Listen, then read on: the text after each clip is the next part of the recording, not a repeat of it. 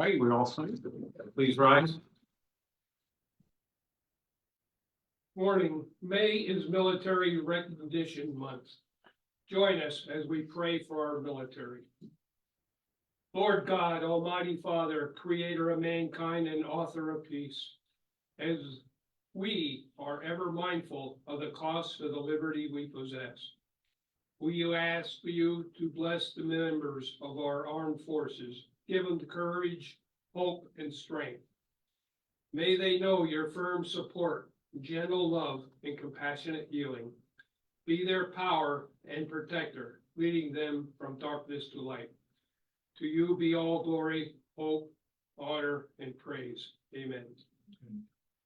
I pledge allegiance to the flag of the United States of America, and to the republic which stands one nation under God, indivisible, with liberty and justice for all.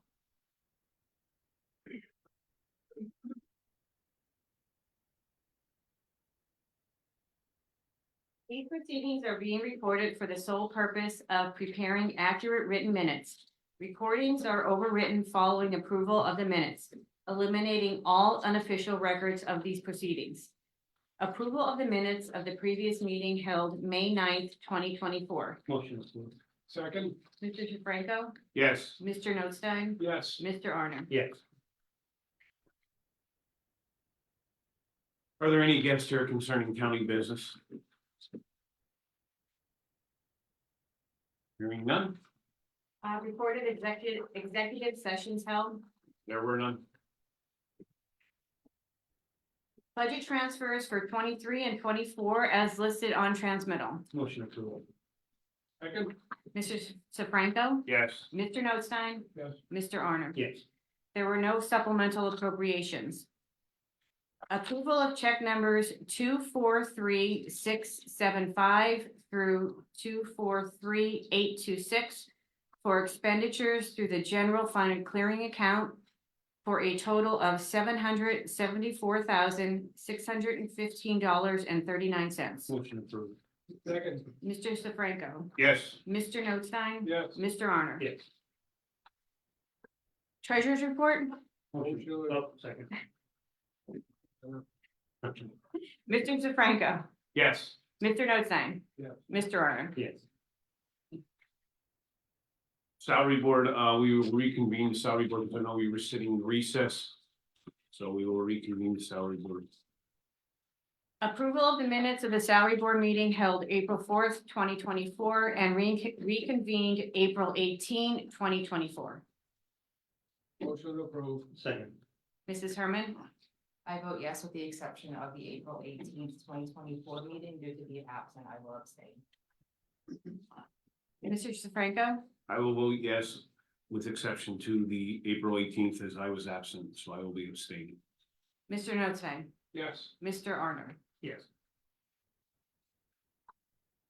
Are there any guests here concerning salary board business?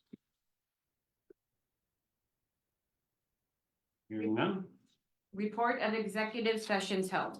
there was one executive session held May 13th, 2024, and it was at 2:30 p.m. Under the Commissioner's Office, establish the position of one grant coordinator at $23.01 per hour, grade 12, step A, effective May 16, 2024. Motion established. Second, Mrs. Herman, Yes. Mr. DeFranco, Yes. Mr. Notstein, yes. Mr. Arner. Yes. Under Corrections, establish the position of one live scan / mail clerk at $17.60 per hour, grade 6, step B, effective May 27, 2024. Motion approved. Second. Mrs. Herman, Yes. Mr. DeFranco, Yes.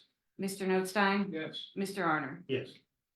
Abolish the position of one live scan operator / corrections clerk at $14.13 per hour, grade 2, step A, effective May 27, 2024. Motion approved. Second. Mrs. Herman, Yes. Mr. DeFranco, Yes. Mr. Notstein, Yes. Mr. Arner. Yes. Change the rate of one administrative supervisor from $18.27 per hour grade S2, step C, to $18.72 per hour, grade S2, step D, effective May 27, 2024. Motion to change the rate? Second? Mrs. Herman, Yes. Mr. Sefranco, Yes. Mr. Notstein, Yes. Mr. Honor. Yes. Any other business? None. You wanna go back into the commissioners meeting. Motion to approve the personnel report for the county departments. Motion to approve. Second? Mr. Sefranco, Yes. Mr. Notstein, Yes. Mr. Honor. Yes. Motion to acknowledge the courts and row offices.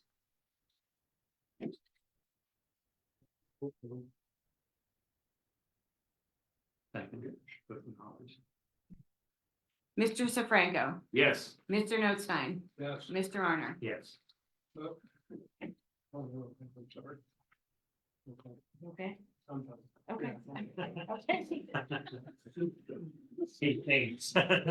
Not yet. Wait for the floor, it was a little- Okay. Wow. Sorry, bye. Correspondence as listed. Copies will be made available to the press as requested. Okay, if I can jump in here before the next item, I'm gonna call for a motion to amend the agenda to correct the written amounts of the fair market values for the 3 parcels in the following advertising request for the sale of surplus county real estate. Just to match the accurate numerical amounts in that item. Motion Second. to amend. Mr. Sefranco, Yes. Mr. Notstein, Yes. Mr. Honor. Yes.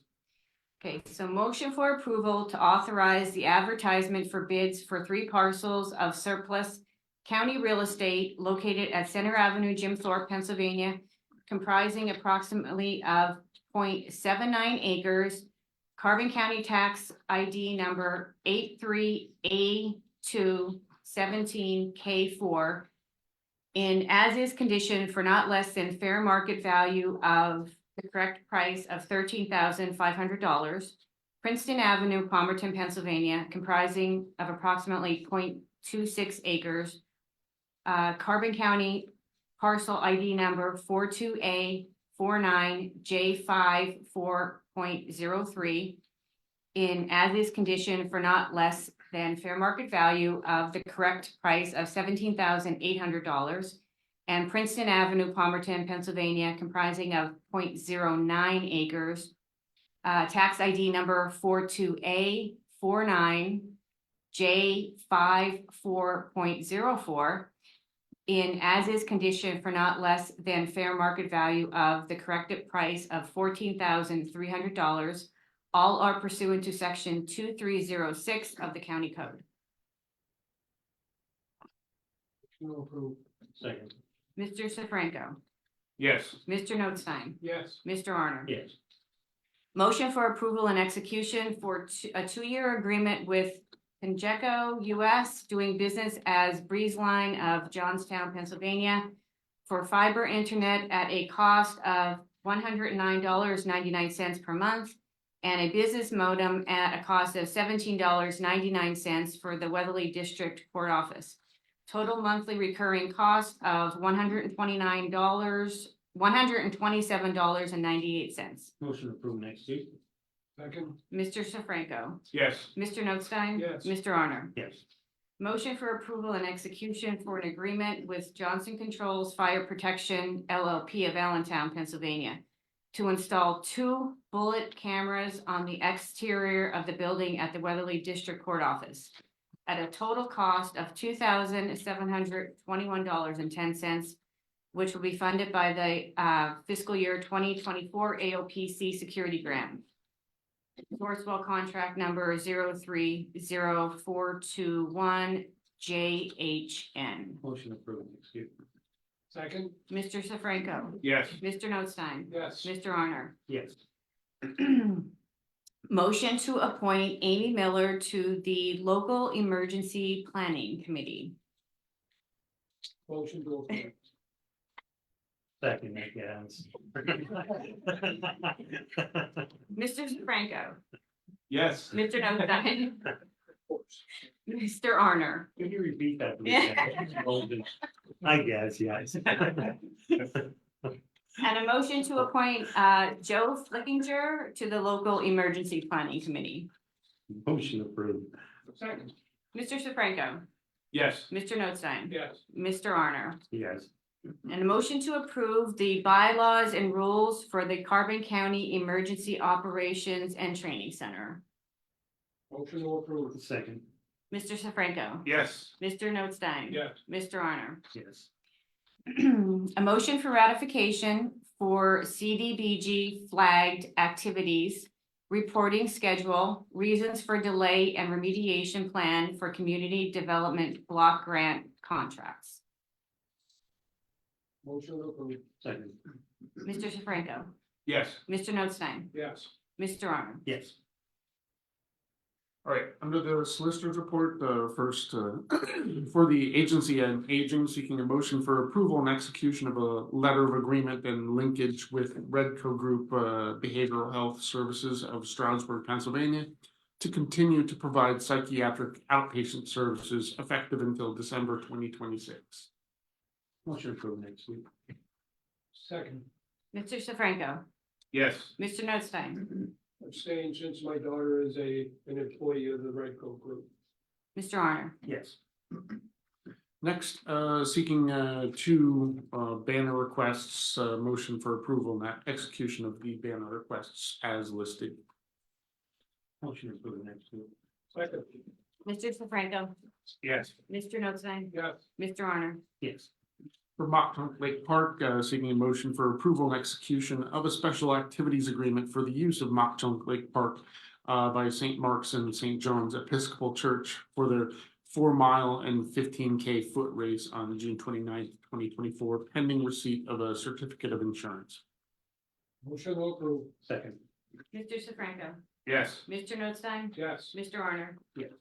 And lastly, under tax assessment, seeking a motion for approval of a stipulation between CARE HSL Heritage Hill Propco LP, the Weatherly Area School District, and Carbon County Board of Assessment Appeals, effective January 1st, 2023 for county and township tax purposes, and July 1, 2023 for school district tax purposes. The assessment of the property shall be $1,458,000 and effective January 1st, 2024 for county and township tax purposes, and July 1st, 2024 for school district tax purposes, and for each subsequent tax year until otherwise changed by applicable law. The assessment shall be $1,248,000 upon court approval of the stipulation. Appropriate refunds for any overpayments shall be made. Motion to approve, Second. Mr. Sefranco, Yes. Mr. Notstein, yes. Mr. Arner. Yes. Nothing further for the solicitor's report. Is there any further business? Commissioners report, Commissioner Arner. I don't really have nothing at this time. I mean, I think our grant for the prison is moving along well. Everything is in motion. And, the only thing I have, I do have a question for one of the media members here. As a new member of this committee, what are you bringing to us? Proper reporting of our Okay. meetings. No, that's He all, does a good job. that's all I have. Commissioner Notstein, Nothing. Commissioner Sefranco. The only thing I would like to remark on is, I'm sure you have noticed underneath the reports that there was the establishment of a grants coordinator here in Carbon County. And I would like to personally thank everyone who was actively involved in getting that position taken care of. It was something that we had talked about a while back. I know we definitely put that on our agenda to get accomplished this year, the 3 commissioners here. So, as chairman of them, I would like to personally thank the both of them for working together, and all 3 of us coming up with a position that we feel is desperately needed here in Carbon County, has been needed for many years. And I think it's a big step forward, bringing that position on board, and we look forward to filling that in the future. I might add that our office also eliminated one position earlier this year. So it's more or less a bit of a wash for creating that position. The grants have gotten out of control, tracking and tracing them and being able to meet the deadlines as needed. That does not mean that our people or this person will be writing the grants for them. The department heads or whoever is applying for the grants will still be responsible for providing all the pertinent information and to put into that grant application. It's just that we will have better control over tracking, so we don't lose track and lose funding because it was not spent in a timely manner. And basically help making sure that the grant application is in order when you submit it.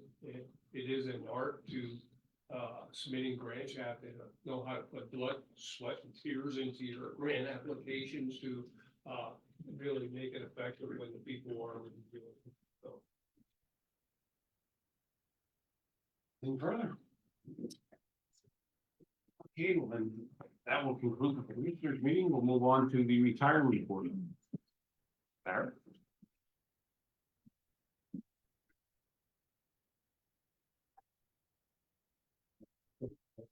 I don't know, you would like to the last page and we'd be done. Hey, madam. We do have a 3-minute limit. From start to finish. Not each page, 3 minutes. Madam Controller, you're up. I'm looking for the approval of the minutes of the previous meeting held April 18th, 2024. Motion approved. Second, Mr. Zelinka, Yes. I abstained because I was absent. Mr. Arner, Yes. Mr. Notstein, yes. Mr. Sefranco. I will also be abstaining as I was absent. Are there any guests concerning retirement board business? Hearing none. There were no executive sessions held. Looking for a motion to ratify the warrant checks number 41046 to 41048. Direct deposit number 7026523 to 7026944 for April. Motion approved. Second. Mr. Zelinka, Yes. Mrs. Herman, yes. Mr. Arner, Yes. Mr. Notstein, Yes. Mr. Sefranco. Yes. Retirement activity for April. We had 3 retirement refunds. 2 deceased. Our condolences from Retirement Board to the families of Dorothy Coombe and Janet Webb. The monthly benefits for April. $494,234.36. Refunds $11,321.21. For a total disbursement of $505,555.57. The portfolio value of April 30th, 2024, $86,964,060.20. As of May 10th, it's up to $89,200,890. There was no correspondence received. Anything for the solicitor's report? No report. And today we have our investment manager, Sarah Wilson. Good morning. So what we're going to do is we're going to talk a little bit about the economy, and we're going to talk about what the first quarter did and how that worked for performance. But I just want to point out, in April, the account was down 2.6 versus 2.7, and it closed at 86. As of May, as Kayla said, it's now at 89.2, and the Dow today just hit 40,000. So we've got this unbelievable market, and it's an incredible amount of market volatility. And when you switched over to OCIO in May of 2020, the Dow was at 23,000. So I think when we go in and we look at these reports, we have to understand that it's ever changing. So let's go to the second tab, and we'll talk about the market environment. So we look at that, we look at real GDP growth, and we look at what happened over the quarter and year over year for there. So what we saw was it slightly decelerated in the first quarter, with economists expecting real GDP growth of 2.2%. And annually 3.4%. So we've seen this economy fairly resilient right now. A large part of that, you see this inflation, you see prices becoming very, very expensive, and you're wondering, how's the consumer still spending? Because we keep seeing the inflation not getting down to where the Fed wants it.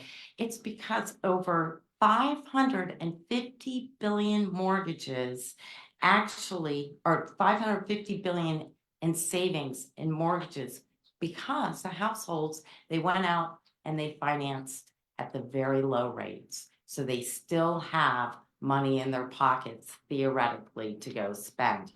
We look growth and employment. Now this changed differently in May. We look at the growth and look at that.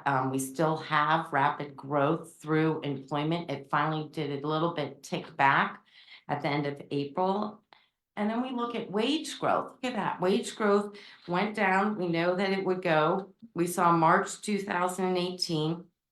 And then it really spiked at the end of that March 21 to March 24th. And that spike was COVID. We always go back to COVID. Remember, everybody tried to get employees to come back to work. So prices, they had to offer more salaries. And then we started to see that go down again.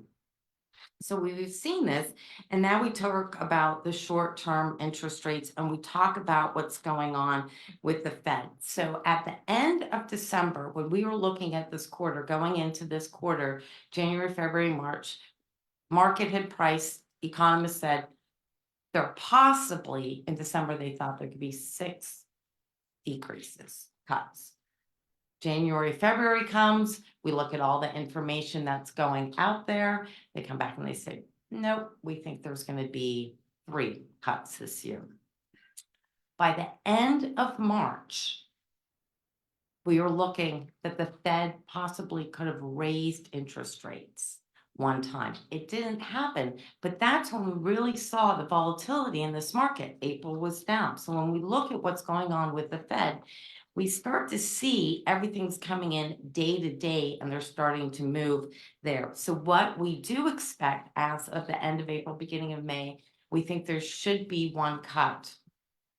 If you turn the page, you go to page 12, I don't remember to do that. You look at the global economic growth forecast, and this kind of ties into where we are.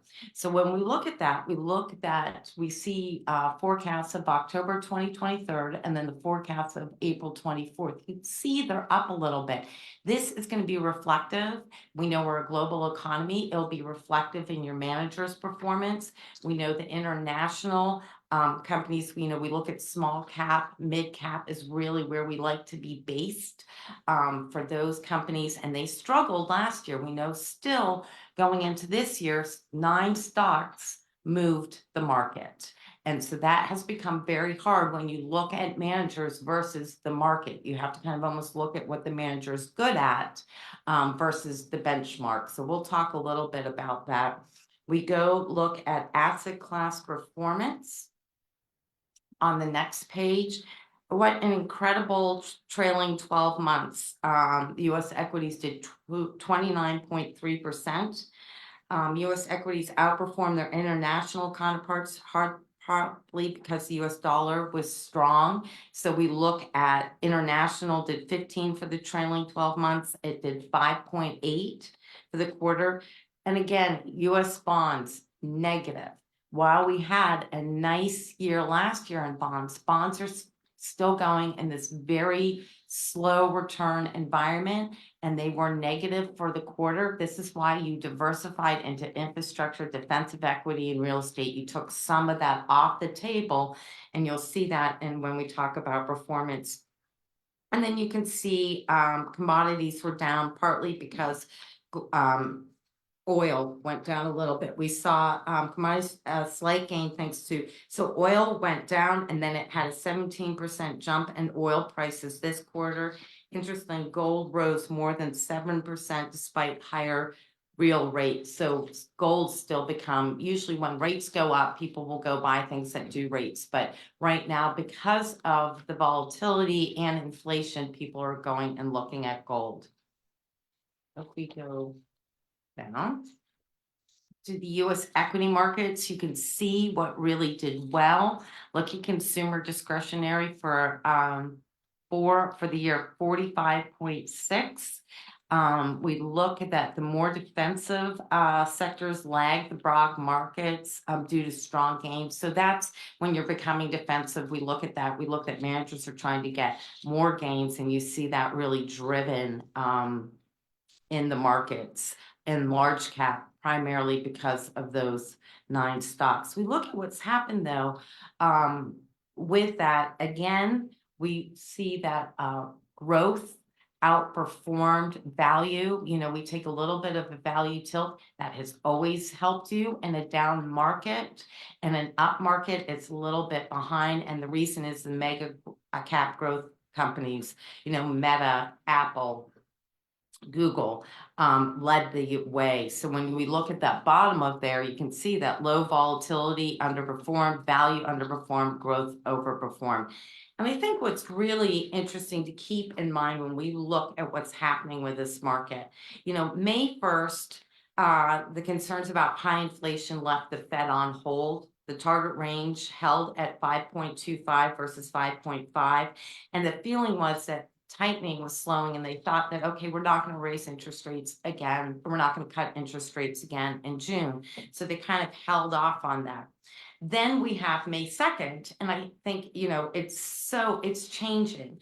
And that's really where there's some frustration with the market, the economists, is the Fed is becoming so reactive. They're not really waiting a little bit and looking for all those rises in those interest rates to really kind of take effect. So they're looking at what data is coming out the month, and they're not looking at it over the year to year.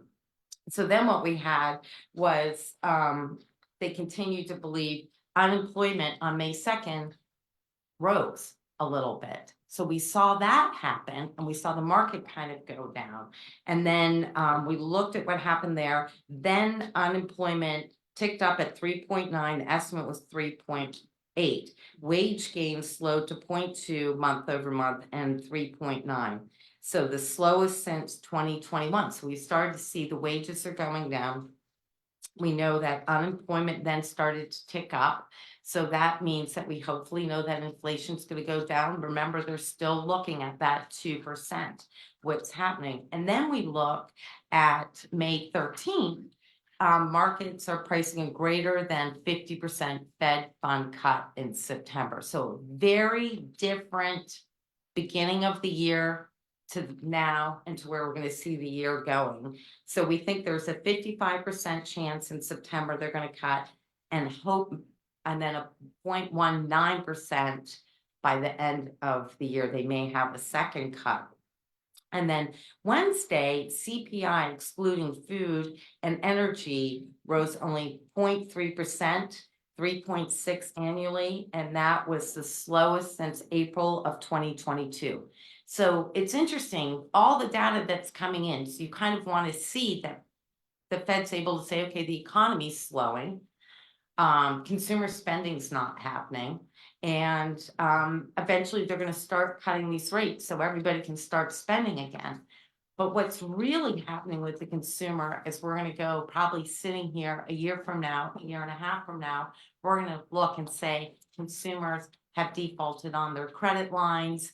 They went out, they've overspent. We know credit cards, some of the store credit cards are up to 34% year. We know that savings, we had a great amount of savings in 2020. Obviously, the consumer wasn't out spending it as much, but they were also getting some funds from the federal government. So we're going to really see in the next 12 months what's going to happen. As you know, if you don't have a consumer spending, you're going to really see that go down the economy. So going forward, we're going to be interested in what the Fed does. We're going to look at where the inflation target happens. And then we also look at what the real estate market is, and we'll discuss real estate market. You are in a commercial real estate and institutional. We look at the individual interest rates. Because of the interest rates with the individual, what we call retail, we have started to see home sales kind of slow just a little bit, but the prices have not come down to reflect that. So you're still kind of going in and buying at the same price when you had a 3% rate, and now you have Fed fund at 5.2. So mortgage rates are now 7 to 8%. Are there any questions on the economy? Okay, so let's go to this exhibit 3, page 22. So you had a market value of 89.7 at the end of the quarter. You had a net investment gain of 4.8 versus 4.7, and that's net. So you outperformed your relative benchmark, and you had a gain of 4.1 million. Since inception, since we've been here and you've had a consultant, you've had a net investment gain of about 50.8 million with an annualized return of 7.3. So you've actually met your actuarial assumption. Even through 2018, which is double digits, we know that was a really hard year. Then we went to 2022, where not only the equity markets were down, fixed income was down. So you've actually managed to do very well, even with some very hard years. Now we did some portfolio changes during the quarter. We liquidated Schroeder International, and proceeds went into Fidelity Total International Index. So when we find a manager that was kind of a little bit off, or we feel that the portfolio might have had a portfolio manager change, or we look that they're not doing exactly what we want to do within the portfolio, we look at performance returns, we will make that decision. The OCIO committee will make that decision. We decided to eliminate that manager. And then what we do is we automatically move it into an international index fund, and then we'll find the right manager to fit within the portfolio. And that's on a broad base there. We replaced Fidelity Emerging Markets with DFA Emerging Markets Core Equity. So last summer, we replaced a manager, put them in the Fidelity Emerging Markets Index, and now we found the manager that fit.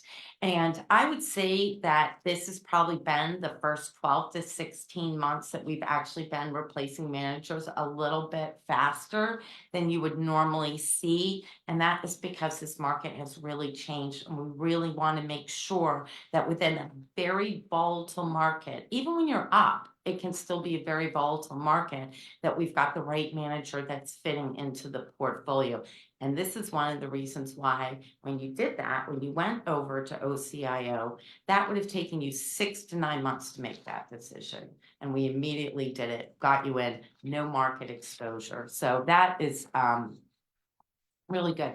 We'll talk about real estate. You had outperformance by Morgan Stanley. You had outperformance by your fixed income manager, CS McKee, and Vericore Plus, which we just put into the portfolio. And negative for the performance, we always have to say we've done something a little bit negative. The value tilt, and we know that. We know that the value tilt is not going to do well when you've got these super companies driving there. And then infrastructure, it was just because of interest rates, infrastructure, while it's a great inflation hedge and you get a nice dividend from it, it can sometimes go up and down on performance.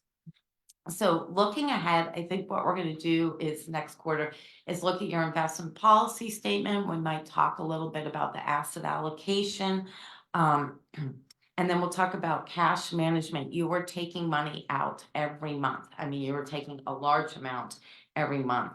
Your cash flows for 3 quarters is 1.8 million going out. So I think maybe what we're going to do is look at a little bit of cash management there. We could talk about bringing in a cash manager to kind of manage the cash, put a year of cash into that, And then you just take it out every month, we'll pay it, but that is something that we're gonna look at. And see if that's a real need for it. It's just that we know it's there, we know that you're selling, but we're actually selling off every month because it's such a high amount. You don't wanna put 1.8 million sit for 3 months and not let it grow. So we're gonna kind of look at what we're doing with that, but you do have a lot coming out. I mean, you are making money, so your net investment change, even with your net cash flows were negative 1.5, but you still made 4.1 million for the quarter. So you're keeping up with it. It's just, what do we do when we have a down market? And we know we're gonna have a down market. I mean, there's no way around it. And then you can see for 5 years, you've annualized 8.4, and then 3 years, 5.1 versus, here, hold on, sorry, got to click. So you can see your summary of your cash flows. And you can look, 1 year you've done 14.1 versus 13.9, that's page 23. It's very tight, but it's your return out of all your investment managers' fees, out of our fees, so that's a true number of how you've done. Are there any questions? All right, so we're gonna go to the last tab, and we're gonna go look at page 42, and we're gonna talk about how the managers did. They put it in the back this time. All right, so when we look at your US equity composite, that's page 42. For the quarter, you were 10.1 versus 10%. For the trailing 12 months, you were 28 versus 29. GWK is your active manager in that space. They're a small mid cap. They have done extremely well for you. They have done 9.3 versus 6.9, and annualized since May 2020 when we put them in. They've annualized 14.5%. There's some really nice growth there. And we like the small mid caps because we know they have a tendency to grow. And when we look at performance in the US equity composite, it's very hard to find a large cap manager that is gonna outperform for what it costs. So we always put that in an index right now. We're always looking for one, but it's just that kind of takes some of the volatility out. And we feel that you want an active manager in the small mid cap. We look at global. We look at Dodge and Cox. Did 5.7 versus 6.9, not really an issue, because when we look at the trailing 12 months, they did 21.18. 5 years, they've done 11.6. And then since we've put them in your performance, they've done 18.6 annualized versus 13.4. That's year over year. Dodge and Cox is going to sometimes have some more volatility. Long term, they're your alpha, meaning they're the ones that are going to give you some really nice return there. Artisan Gold. I think this is interesting. We talked about Artisan Gold, and remember last year I came in and talked about Artisan, and they had done so badly versus their benchmark. And that's the team that we called in. We called that company in, those investment managers. They were still the #1 performing manager within their space. So obviously, you know, it was what the market was doing, what the benchmark was doing, and that was really where they got affected by those 7 mega caps. So they've come back 10.8 versus 9.5. They've annualized 25% over the trailing 12 months. MFS, low volatility, has done a very nice job for you, 6% versus 4.7. And they have annualized 9.4 since 7.7. You've actually had them in the portfolio since 2015. You go to the next page, we'll talk about international. International is a very hard space. We're still very comfortable. We still like Harding and Loevner, but now we've put in DFA emerging markets. So you're not going to see any performance to that till the next quarter. And even though Harding and Loevner has actually underperformed the market, we're still comfortable right now with them. And then you have the Fidelity Total International Index. So, sometimes managers are in style, sometimes managers aren't. That's why you can never go look at a manager and say, oh, 1 year. You gotta look at what they're doing in 3, 5, 7, 10 years. And you also have to look at how they're doing within their market space.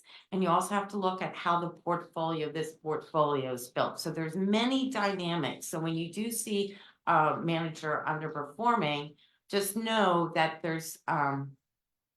it doesn't always mean it's a bad thing. Consistently, it would be a bad thing. And, one of the things that Marquette did, especially in 2020 and 2021, we hired 40 more employees. And a huge part of that was research. We have just put in so much into the research. And that's research analysts, that's head of research. We've diversified, we have research for non-US equities, for real estate, for infrastructure, for private credit. So we have really built that, because if you don't have the research, you're not going to be able to provide good managers with good performance over years. So that is one thing that we've really put into. You can look at real estate. Now, real estate, we look at what's happened with real estate. You put it in 2018, it was 5.1 versus 2.8, nice. And then you can see that it was negative, but it wasn't as negative as the market. It's still annualized for 3 years, 5%. Remember, we funded real estate from fixed income. Real estate's obviously in negative territory right now because of interest rates. Long-term, real estate's going to give you 5 to 8%. This is what happened in 2020. Real estate, we know, obviously nobody was going all these to work. They had to redefine themselves.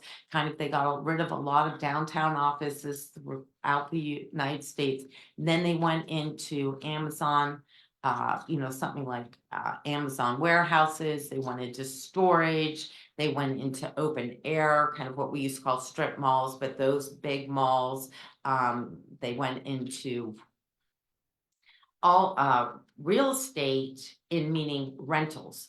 The big thing right now is rentals. We know there's rental communities of actual homes being built all across the United States. And we're talking high end. We see much more in apartments, townhouses.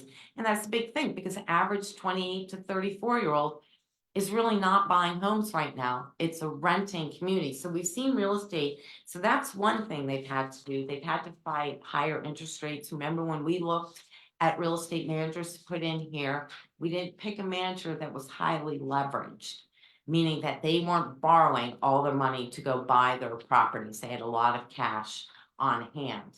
In 2022, when the markets were down, fixed income was double digits down, the worst fixed income year since the Barclays Aggregate Index since the 70s, and equities were double digits down. Where did you get money? Where did the institutional, and remember, this is an institutional market.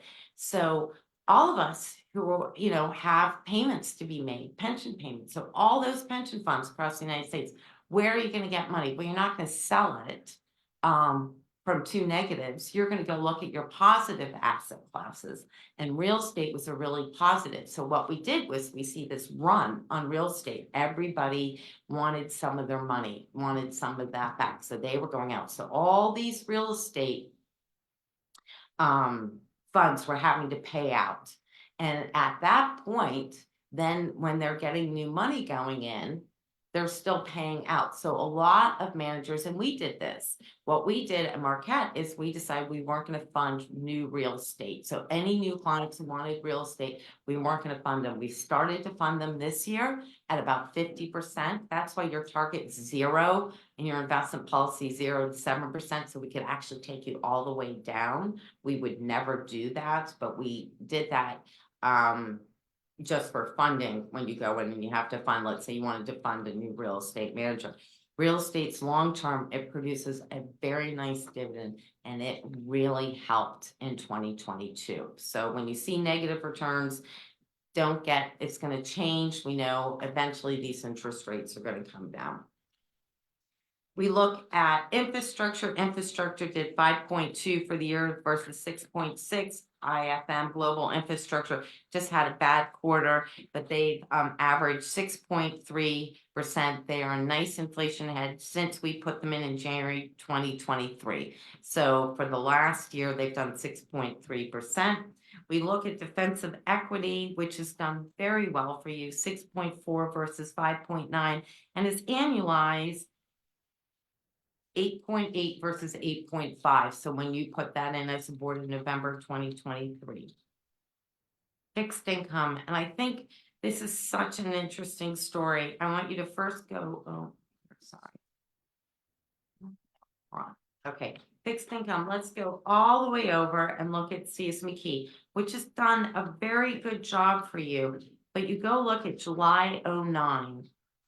So on that, it's averaged 2.3% a year. Fixed income, when we used to look at fixed income, it used to average like 6-7%. So that is why you have to keep diversifying this portfolio.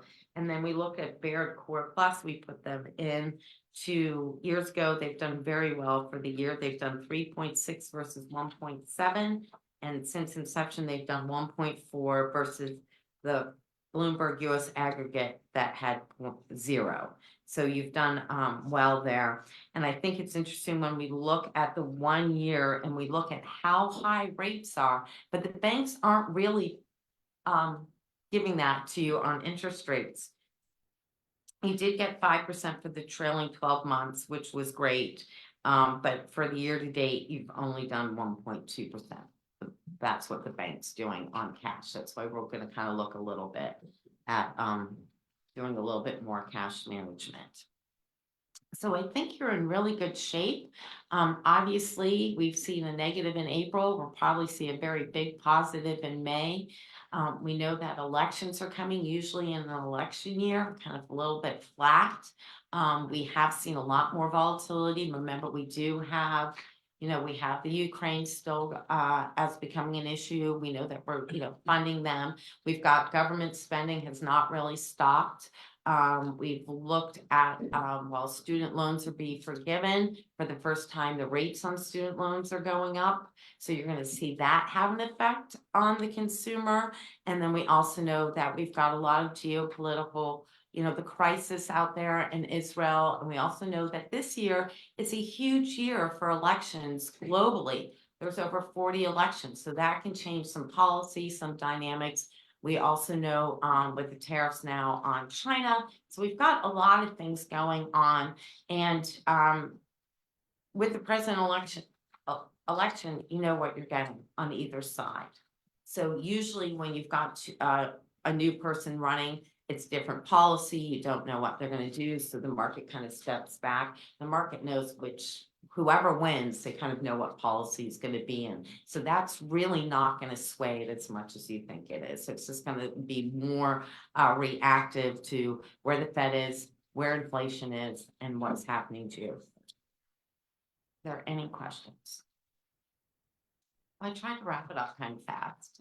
But thank you very much. As always, I really enjoy working with the county. I really appreciate your business. And if you have any questions at any time, just give me a call. Thank you very much. Thank you. Anything for new business or old business? Any further business? Adjourn. The board adjourned. All right. Questions? Amy will go first.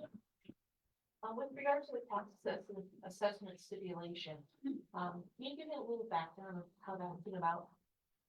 Yeah, that was an assessment appeal that was filed by the property owner. I want to say it's on the books an assessment for somewhere around 6.4 million right now. They were challenging that assessment or that valuation and the corresponding tax assessment.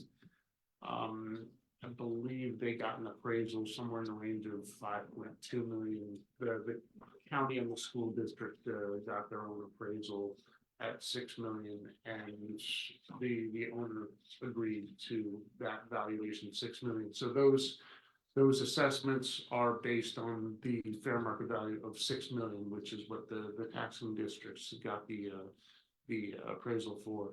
And the different amounts are just for the different common level ratios that are set by the state tax equalization board each year for the 2 years that are under appeal, because this had been on appeal for 2 years.